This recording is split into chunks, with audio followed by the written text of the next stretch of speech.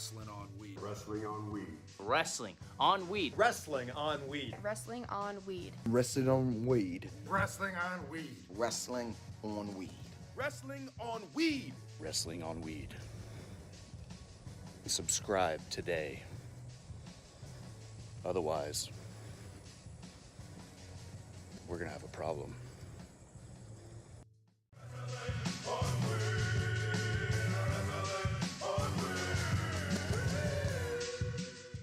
It's time for the Blunt Ratings. If this is your first time tuning in, this is how the Blunt Ratings work. We take each show and break them down into 5 categories: matches, promos and backstage segments, storytelling, commentary, and the crowd. For each category, each show can get up to 5 blunts. The average score of those 5 categories stands as the official Blunt Rating. Those are the rules. Now let's get right into tonight's edition of the Blunt Ratings.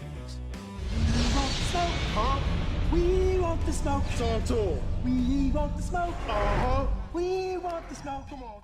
Hey, what's going on? What's cracking? It's your boy, Mr. HD, in the building. And yes, it's my birthday weekend. What's cracking? My stomach is not doing so well. There's like it's 2 midgets in there, two little elves, and they're having a steel cage match, and nobody's winning. And at some point, I feel like I'm going to pay for it, maybe here in the next hour or two. Some things that I put into my body last night may want to pay me a little visit. So I can feel it. It's like it started sweating, a little nauseous. I just took a cold shower. I was like, I had to do a shower before the show because, whoo. Man, I know they have like hangover pills and shit. Like I don't drink that often, so this is birthday shenanigans. My favorite ex of all time took me out last night for drinks. She took me out with her friends. I think she was trying to like interview me. No, I'm pretty sure that's what it was. She wanted all her friends to interview me. So I'm like, damn, it's my birthday, man. How did I get on? How'd this become 30 questions? Like, I know this girl for 8 years. It was fun, but I had a great time, great birthday. We go continue the shenanigans today. About to go out to lunch in a few hours, but gotta be here for the stream, man, even though I'm a little late, obviously. I'm gonna confess to y'all, I watched Smackdown in a very, catatonic state, I guess. I was pilt. I was hurt. I fell asleep on it trying to watch it when I came home at 2 a.m, and then I tried to watch it when I woke up, and I kept dozing off, and then I have to rewind it and start it again. I'm sure I missed some stuff, so I'm gonna be talking about some stuff like, oh, this is what happened? Cool. Sounded like it was good. But just so we're clear, as I stumble through this blunt ratings and review, we just go talk about it quick, and then I'll answer any wrestling question, talk about anything you guys want to talk about for a little bit. Then I'm gonna get ready. Gruss was cracking. Gruss said, drink some iced up Powerade. Really? Powerade works for hangovers? Drink a Bloody Mary. I hate Bloody Marys. Ugh. What a blood is like tomato juice and bacon. It should just be looking so nasty. Ugh. What's in a Bloody Mary?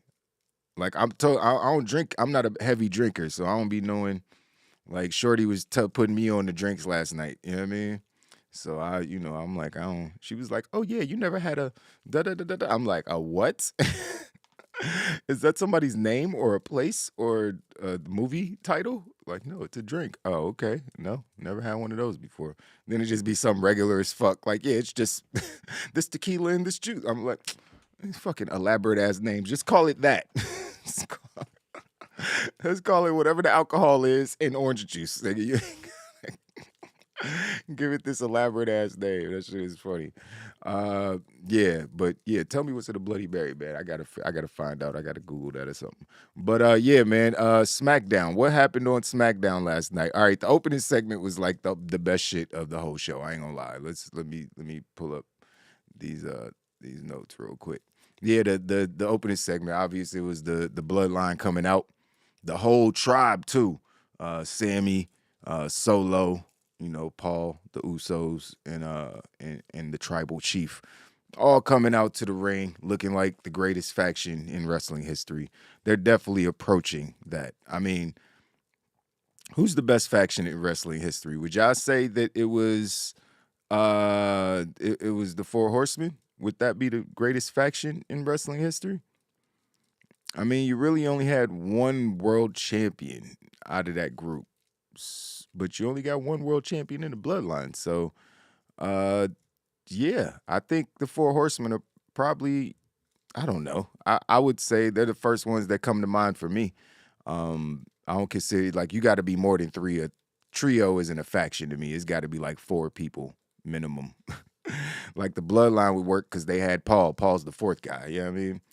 The NWO, I'm tripping. The NWO is definitely the greatest faction in wrestling history. And DX would be up there too, because it was four of them, five of them at one point. So yeah, DX would be up there. Four Horsemen. Yeah. The good shout, Gruss. Those were the ones I was missing. But yeah, anyways, the bloodline came out and, doing their whole thing. And, first Roman talked to Solo.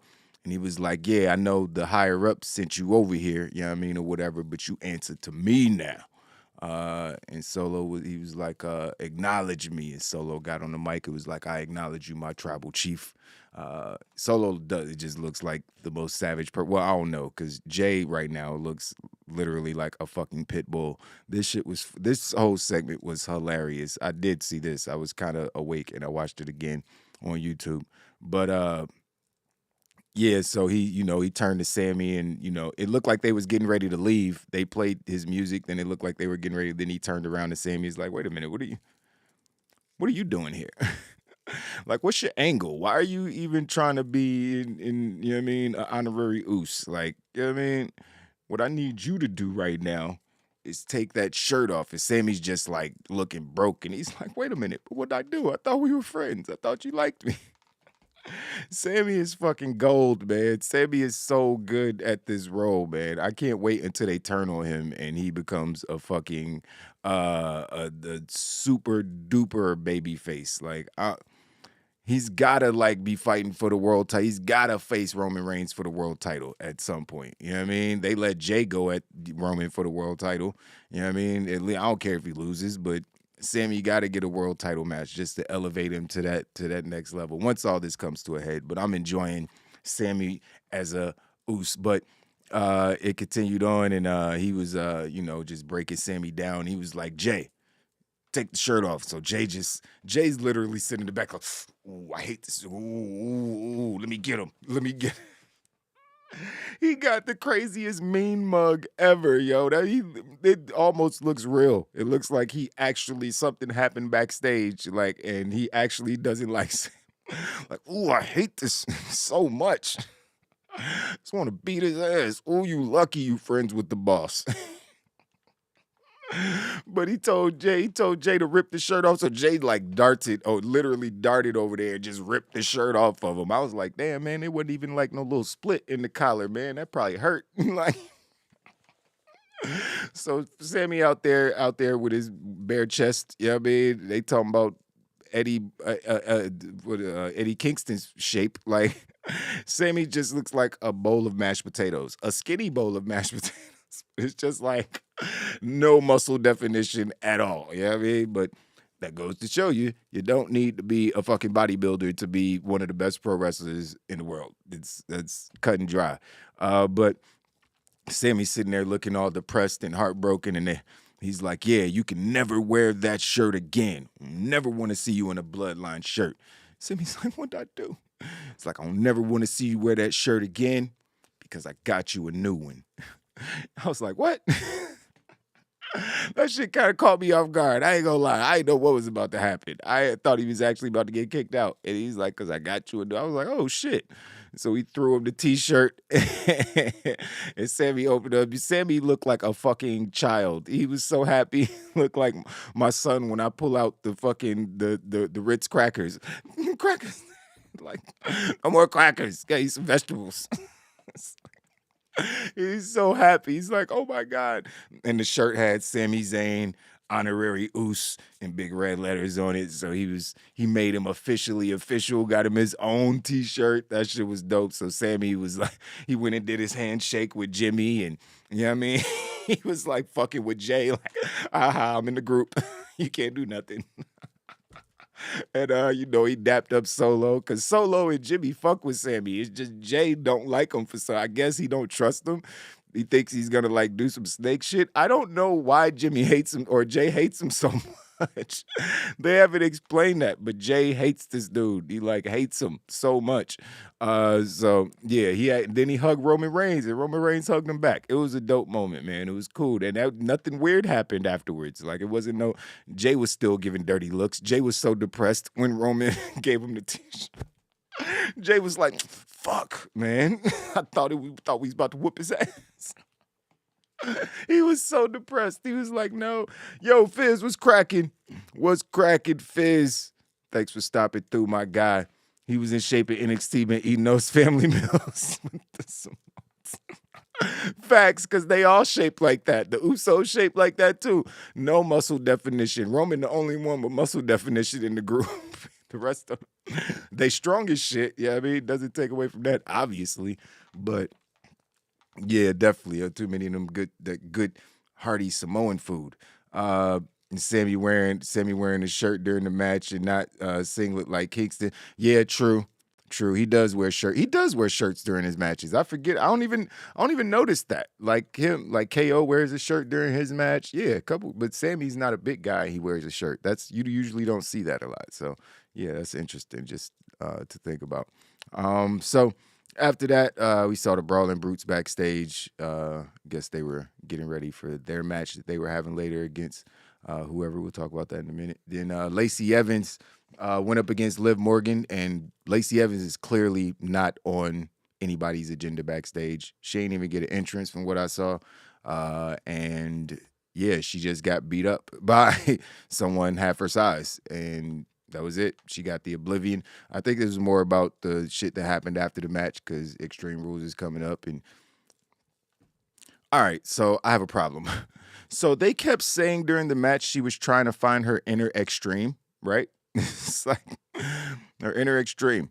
So if she has to find it, because she doesn't have it, why was she the one that challenged Ronda to an Extreme Rules match? Like, bitch, you're doing things out of order. Like, you're doing things out of order, Liv. I'm starting to not become a believer, because that was stupid. As far as storytelling, I'm going to go challenge this girl to this dangerous match, even though I got to go figure out how to be in this dangerous match in 2 weeks. Like, wait a minute. Why ain't you challenge it to a match you're good at? Like, I don't understand. That didn't make any sense, and the commentators were really trying to get that shit over. They should have said it like 5 times. But after she won the match with an Oblivion, she went and got a table, prop the table up on the outside by the announcer's desk, and then she put Lacey on the table and did a pretty sweet swanton on the table. I can't lie. She got some air on that joint too. She got pretty perfectly executed swanton. You know what I mean? And she got up and celebrated a little bit. So I guess that was her showing her inner Extreme. And it's like, all right, so I guess she found it. Can we stop saying that now? But after that, we had Hit Row. We saw Hit Row. And they have a title match, or a contenders match against Street Profits.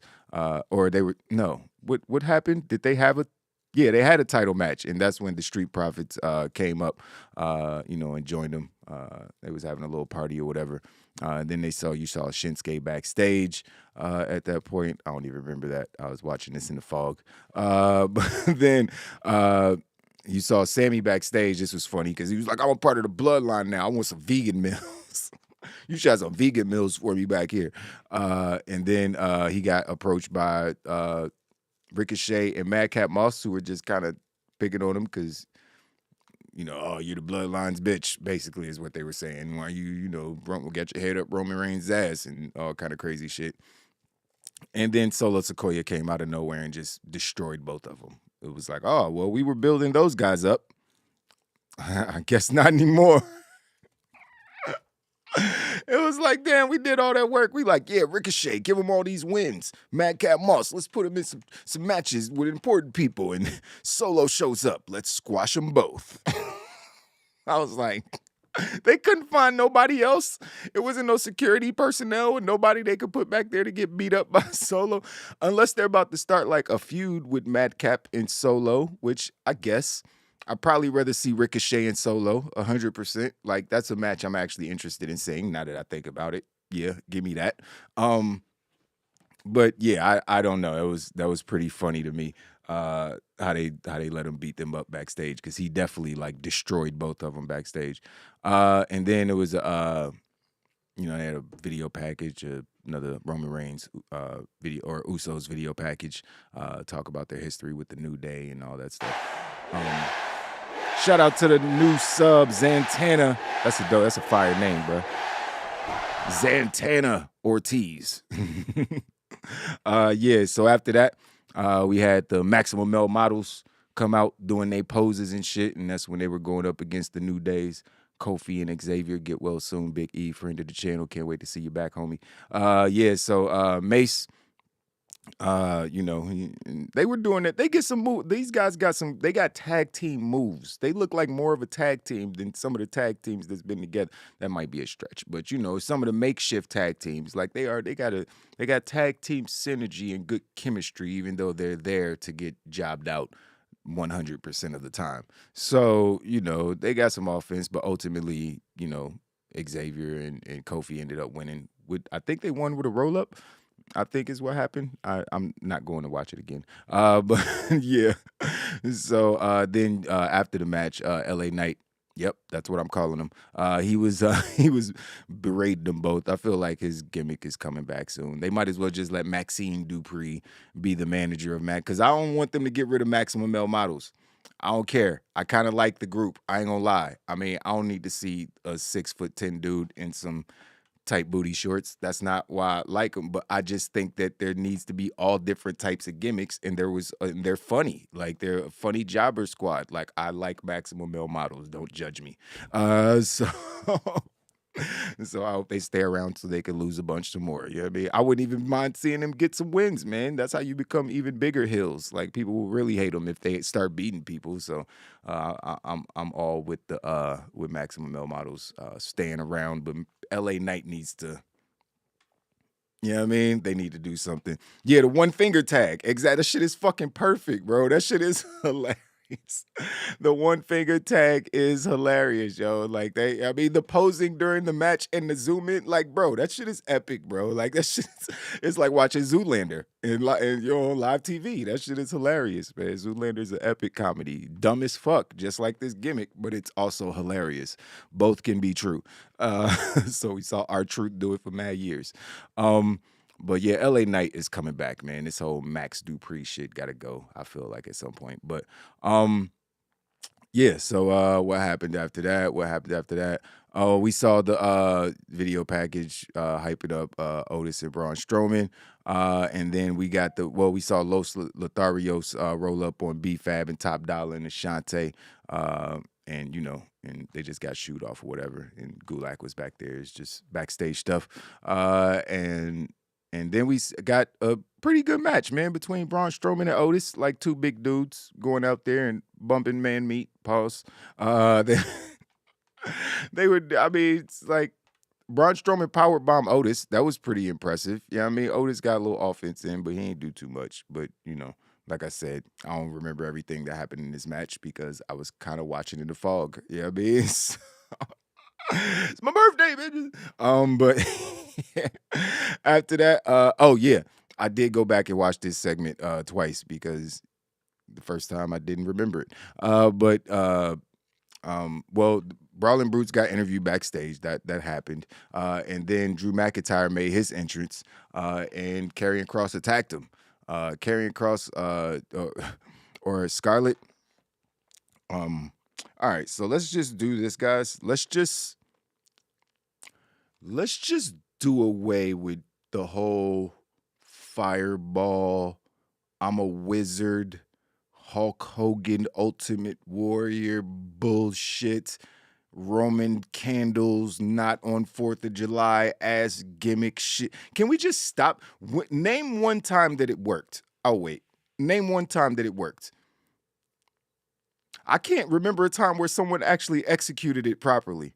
I can't remember a time. It always looks stupid and rinky-dink and like, just get a gun. Why are you shooting a fireball into someone's face? That's clearly dangerous, first of all.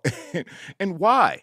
Are you a wizard? Like Chris Jericho just like he made a joke gimmick. I'm a wizard. Like just because it was fucking stupid. But Chris Jericho's great at making anything or getting anything over. But not everybody. Like, that's fucking stupid. She tried to shoot him in the face with a fireball and it like missed by 3 feet. And then she crotched him, you know what I mean? After Drew was like, oh, well, you missed. I'm gonna just beat up your boyfriend. So she gave him a crotch shot and then Carrion choked him out while he was whispering sweet nothings in his ear and shit. I was like, man, what the fuck just happened? I was like, who said this was a good idea? It's not a good idea. Why is Karrion Kross, is he the Undertaker? Why does he have fireballs? That's not his gimmick. Like, he's not the spooky ghost gremlin guy. What the fuck, man? That wasn't a good look. I'm gonna just put it, not a good look. You got two of the biggest, most intimidating men on the roster about to collide. Guess what you don't need? Roman fucking candles. That's not gonna make us want to watch any match between these guys anymore. So stop it. Just stop it. Just stop it, please. I don't ever want to see that shit again. Triple H on Kane during the Attitude Era, the fireball gimmick worked. Did it? I gotta look that up. I don't know if I remember that. Triple H on Kane. I would assume Kane would have been involved in one of those. Oh, great. It worked one time. I listed 3 or 4 where it was absolutely tragic. It was those like, why to just make the whole show like look stupid? You know what I mean? That shit was almost worse than the sparklers and the Moxley Eddie Kingston match. Sparklers and shit. When Eddie Kingston tried to save Moxley. But yeah, so that shit was dumb. It was the segment. I got the segment. They're kicking off the feud between or continuing the feud. So that's cool. I just didn't like the fireball. Just no more fireballs.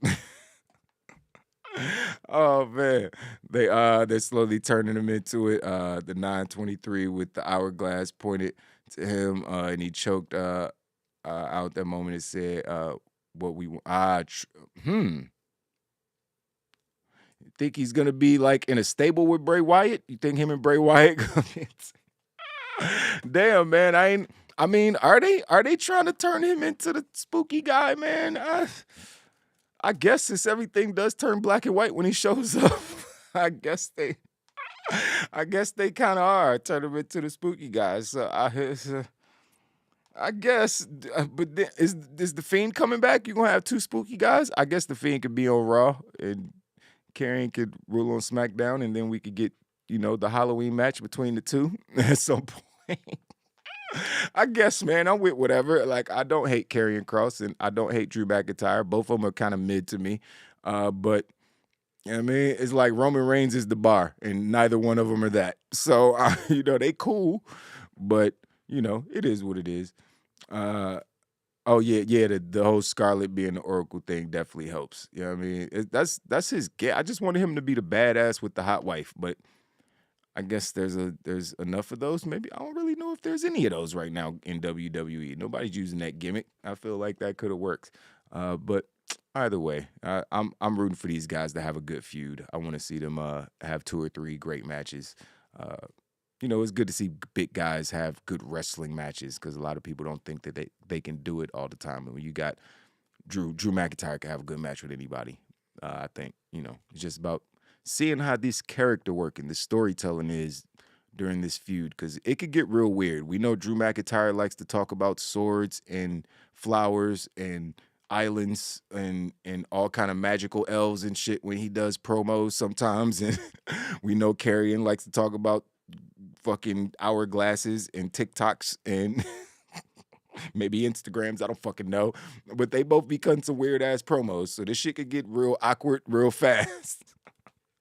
It could get real bad real fast. So let's hope that they cut some sensible promos that tell a cohesive story, and we can enjoy this feud because I definitely want to see these two go at it. But moving on from that, let me see what y'all talking about. Yeah, the last QR code points to Monday Night Raw. Oh, really? Huh, interesting. Bray is slowly forming a stable with Cross, Dexter Loomis, and Alexa. That would be fire. Oh my God. That would be, damn it, that's what I want. Damn it, that is oh my God. What? Because Alexa's doing the whole and Dexter, duh, like that just makes sense. Oh, that would be I like it. I like that a lot, Gruss. That's one of the best ideas you've had. You know what I mean? I like that a lot. Damn, that's a dope ass stable. They got the girl there. They got two girls in the stable, kind of like JAS got two girls with Tay and damn, what's her name? Fuck, you know the other one that be with Tay Conte. Oh, Tay Mello. I don't know how I'm forgetting her name. Her fine ass. Damn. Whew, that's a beautiful woman. But damn, she fine. I can't remember her name though. Story of my life. So after that, moving on, we had Dakota Kai going up against Raquel Gonzalez. This was basically a 12-on-12 match because it's just a match full of interference. It was just Bailey trying to get involved and EO getting involved and Alexa. It was a mess. And it was a roll-up, I think, that ended the match. And Raquel got the roll-up to end the match, which was weird. Like, why don't she just do a power bomb? That's weird. But okay, she won the match. And then what happened after nothing happened? Did anything? Oh yeah, they beat the baby faces down. So, and Shotzi came out and she's a baby face. She ran the hills away. So she's not a heel anymore, even though. Moving on. Hit Row was back there still in a bus party or whatever. Top Dollar was toasting Natalia, and Los Lotharios came back and they beat them up. So yeah, I guess we're getting that. And the Street Profits of Drew Gulak, they hold Hit Row back, from fighting. I guess it's just another backstage brawl so I didn't see this. I'm not gonna lie. I don't remember any of that. Again, watching at 3 a.m, completely wasted. So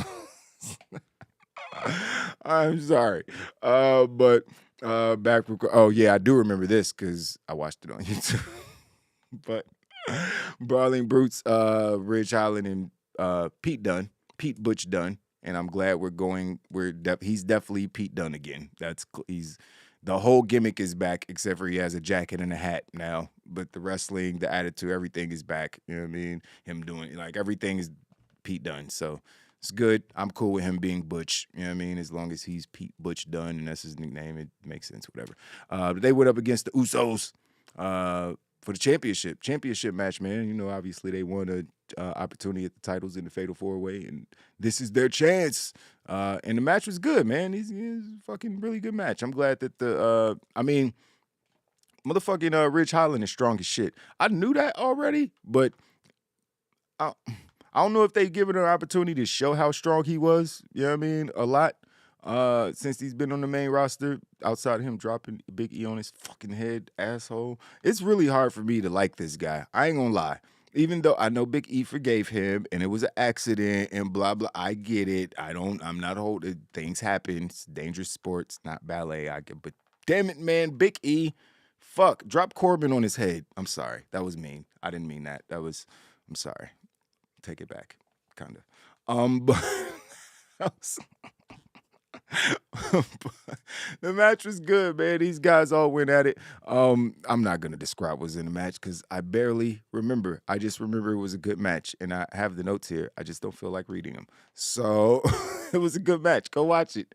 I enjoyed it. But, of course, the fucking Usos won, man. Raise your hand if you believe that that the Brawling Brutes were going to walk out as the undisputed tag team champions. Just raise your hand. Nobody fucking thought that. The one thing that could have happened if they lost is Sami could have taunted them, but Sammy's friends with Jimmy. It's just Jada don't like him, so he wouldn't have been happy they lost. Sammy's about the group, so it just wouldn't have made no fucking sense. So of course they won. They hit the 1D on Pete Dunne to get the dub. So that was it. The Bloodline celebrated, man. It was a Bloodline heavy show. A lot of Sami Zayn, which it should be all the time, because him and Roman Reigns are the best in the whole Bloodline. Because you can't leave out Jey Uso and just he's a fucking little pit bull, man. Like, does he not remember when he was being punked by Roman Reigns, like, and he was being emasculated, and now he just wants to do the same thing to Sami? The bullied becoming the bullier. Like, that's not cool, man. Like, that's not cool, but I don't know, man. I'm so interested in how this turn is gonna play out. I want to know who's gonna like attack Sami Zayn first and why they're going to do it. Are they gonna set him up? Are they gonna put him in harm's way? So I like, this is one of my favorite storylines in a very long time. I mean, people be hating on part of the Roman Reigns run and shit, but I mean, the whole fucking 2-year run has been damn near impeccable to me, because I'll die on the hill that Roman Reigns versus Jey Uso is one of the greatest wrestling feuds of all time. You know what I mean? It just is. Like, that shit was amazing. You know what I mean? So, you know, this shit is maybe not that level, but this shit is damn near close. This shit is really fucking good. I didn't do a blunt ratings card. I don't even think it's fair for me to, if I just had to give an overall rating for the show, I'd probably give it like 3.5 blunts, just because everything Sami did is amazing. And there was a couple things that I just didn't like on the show, like you know, Liv Morgan needing to find her fucking extreme. Even though I liked her senton, I ain't gonna hate on the senton. The commentary was just a little annoying during that match. But you know, for the most part, the show was enjoyable. But again, watching in a fog, I might go online and everybody might be like, yo, that show sucked last night. That was the worst smack. I'll be like, oh, maybe I should go watch it sober. I'm gonna redo the whole show and just delete this one. Like, my bad. Maybe I watched last week's episode again. I don't fucking know. But yeah, man, appreciate y'all stopping through. Fizz, good to see you, man. Can't wait to see you live and in person. Everybody will get to enjoy your voice and face again on the channel real soon. We looking forward to that. So y'all lock in with us next week, man. When we come back, won't be live tomorrow. Gonna enjoy the rest of my birthday weekend. I gotta get things situated with my kid. Got a lot going on. So I'll see you guys on Monday or Tuesday, unless there's some crazy news that breaks or something. We'll see you guys on Tuesday. Yeah, for the news, man. But until then, it's your boy Mr. HD. Hit that like button, subscribe to the channel if you haven't already. And it's my fucking birthday, man. I am old as shit. I know, but I'm 42. You know what I mean? Let's be clear. Like, I don't think I got a wrinkle on my face. Like, it's that black don't crack shit. You know what I mean? So yeah, man. I turned 42 yesterday, man. Or today. Yeah, yesterday. Still a little foggy. But I had an excellent birthday. And yeah, man, exactly. My Jackie Rob, baby. I'm in the Jackie Rob club, man. So, you know, but young bitches still love the kid. They still from the youngest to they all love the kids. Like, your sister and your mama, they all love the kid. Let me stop. So I got myself in trouble in the situation I'm in. Let me stop. So, appreciate y'all watching. Gruss Fist, thanks for swinging through again, man. Y'all lock in with us next week for all the latest in pro wrestling news, rumors, and for our blunt ratings for Raw, Dynamite, and SmackDown. See you guys soon. Deuces.